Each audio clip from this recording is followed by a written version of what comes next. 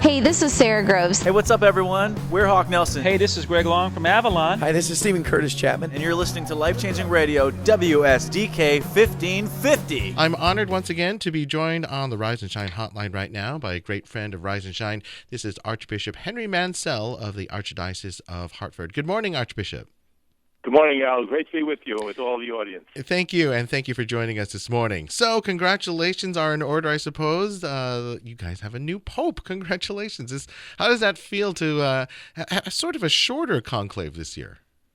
Yes, it was, and everything is a surprise with him. It's going to be terrific. Every day will be an adventure.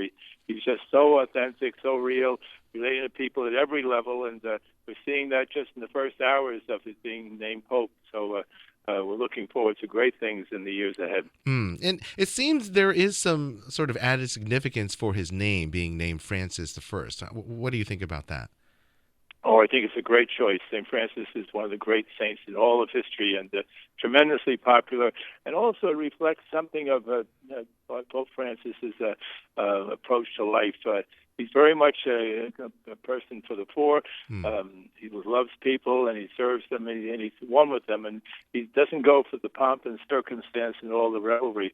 He's very much a man of the people and a man of every day. Yeah, I certainly think that sends a wonderful message.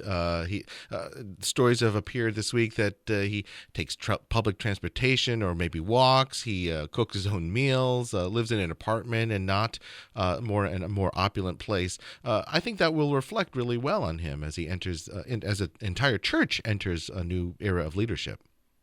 Oh, I agree very much. He even moved away from a large car and took a small car to go to St. Mary Major in Rome yesterday, the great church in honor of the Blessed Mother.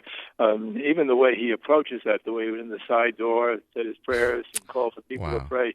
And then on the way back, he went to the Hotel for Priests where he was staying before the conclave in Piazza Navona in Rome, and he went up, got his bags, and then paid for his own bill. The pictures were hilarious. See him in the white cassock and the white skull cap, paying his bill at the desk. It's almost, it's almost like a comedy routine. Yeah, with him, it's real. That's great. And yesterday, he also mentioned about one of the focuses that the Catholic Church should to look at now is kind of refocusing on the Gospels of Jesus Christ. Oh, I think very strongly. That was his talk yesterday, and so strong. And he's counting on all of us. As he says, you are the people the church builds on Jesus Christ. He calls all of us to be closer to Jesus, to be closer to God, and to be in greater communion with one another. He's the Pope of 1,200,000,000 Catholics, serving many more people around the globe. So his election has consequences not only for the Catholic Church, which is immense. We have the largest philanthropy, the largest charitable service, social services in the whole world. Right. But it's immense for the people of the universe generally. Right. And, of course, the Archdiocese of Hartford does some wonderful things here across the state of Connecticut.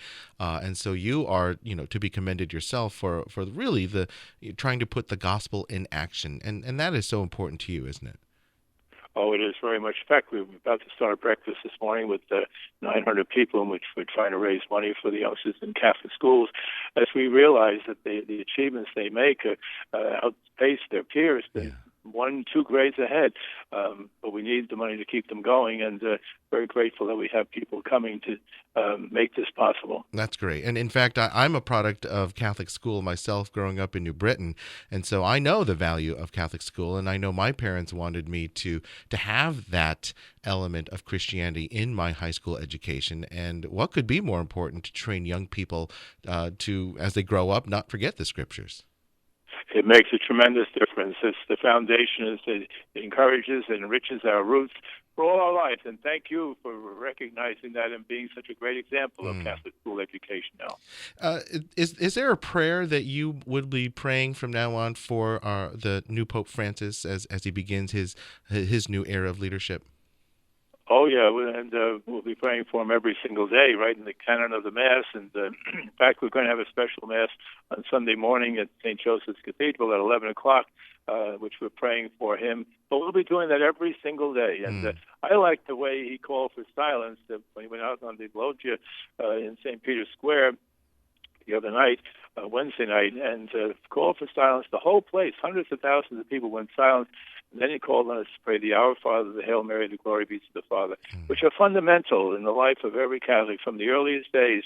And calling us back to that prayer, calling us in the silence to communion with God says so much, and we're going to see great consequences from that attitude. Well, Archbishop Mansell, thank you so much for joining us this morning. I hope you have a wonderful breakfast and raise lots of money for Catholic schools. I think that's a great cause. Do take care, and we look forward to speaking with you again. Hal, it's always great talking with you. Thank you very much. With quality Christian programming 24 hours a day, we're Life-Changing Radio, 1550 AM, WSDK Bloomfield, Hartford.